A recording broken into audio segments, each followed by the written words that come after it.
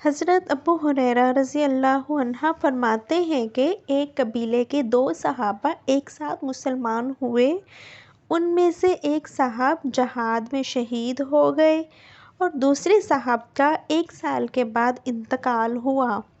حضرت طلحہ بن عبید اللہ فرماتے ہیں کہ جب میں نے خواب میں دیکھا کہ وہ صاحب جن کا 1 سال کے بعد انتقال ہوا تھا،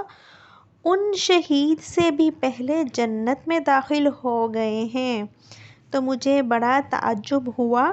کہ شہید کا درجہ تو بہت اونچا ہے،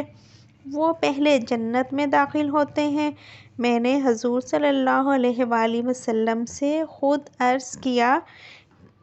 یا کسی نے عرض کیا تو حضور اقدس صلی اللہ علیہ وآلہ وسلم نے ارشاد فرمایا